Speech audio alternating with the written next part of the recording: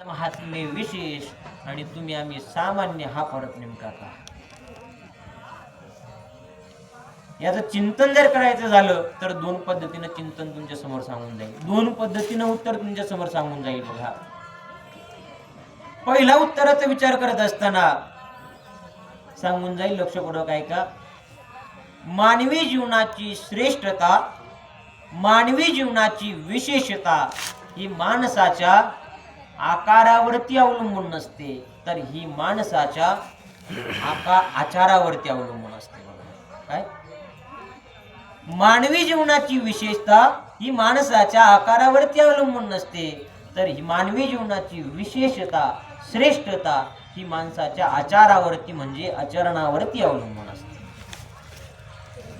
या परमार्थाचा विचार करत असताना समजून जाईल, या परमार्थाच्या क्षेत्रामध्ये, या भक्तीच्या क्षेत्रामध्ये तुमच्या आकाराकडे भगवान परमात्मा लक्ष देत नाही. भगवान परमात्मा तुमच्या आकाराकडे लक्ष देत नाही. तुमचा आकार कसाही असू द्या, तुमचा आकार हीन असू द्या चालेल, तुमचा आकार निकृष्ट असू द्या चालेल, तुमचा आकार जो आहे ना तो कसाही असू द्या तो चालते, परंतु तुमचा आचार जो आहे ना, आचरण जे आहे ना, ते आचरण मात्र श्रेष्ठच असायला पाहिजे. देव तुमच्या आकाराकडे लक्ष देत नाही, तर देव जो आहे तुमच्या आचाराकडे म्हणजे आचरणाकडे येतो. 3 उदाहरणं सांगून जाईल तुमच्या लक्षात. आता मला सांगा, पहिलं उदाहरण आपल्या समोर सांगून जाईल. बघा, आकार जो आहे ना तो आकार दैत्याचा आहे, परंतु आचरण जे आहे ना ते आचरण भक्ताचं असल्या कारणानं परिणाम काय झाला हो, तर 12 भागवताची जी काही स्कंद आहेत, 12 स्कंद, त्या 12 भागवताच्या स्कंदामध्ये 1 नंबरच्या यादीमध्ये त्यांचं नाव आलं. कोणाचं?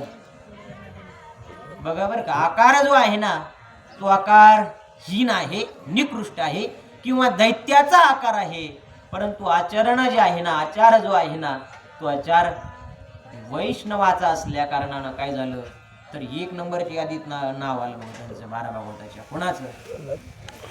अगदी बरोबर. ज्ञानोबराय वर्णन करतात ज्ञानेश्वरीमध्ये.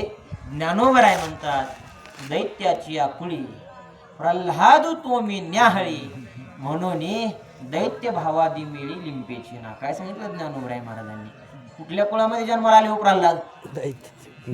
आकार जो आहे तो आकार कोणाचा होता? प्रल्हादाचा, दैत्याचा. परंतु आचरण जे आहे ना, आचार जो आहे ना तो आचार माझ्या वैष्णवाचा असल्या कारणानं काय झालं, तर भागवताची जी काही 12 स्कंद आहेत त्यातल्या 1 नंबरच्या यादीमध्ये त्यांचं नाव आलं.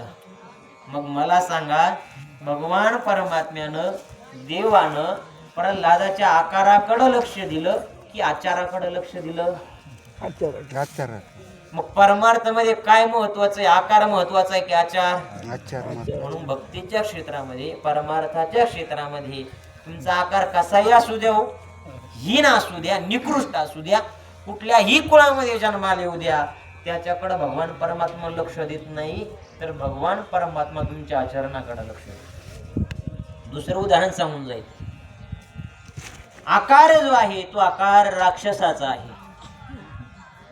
काय? आकार राक्षसाचा आहे, परंतु आचरण जे आहे ना ते आचरण भक्ताचं आहे. बघा, प्रल्हादाचं आचरण वैष्णवाचं होतं. आता हे दुसरं जे उदाहरण सांगतोय, त्यांचं आचरण जे आहे ते भक्ताचं असल्या कारणानं परिणाम असा झाला, महाराज त्यांच्या 7 चिरंजीव जे आहेत त्या 7 चिरंजीवांच्या यादीमध्ये त्यांचा नंबर लागला. अगोदर चिरंजीव कोणाला म्हणायचं थोडक्यात सांगतो. बघा, कोणाला म्हणायचं? ज्यांच्या जीवनामध्ये केव्हाही अंतच होत नाही त्यांना काय म्हणायचं? चिरंजीव म्हणायचं.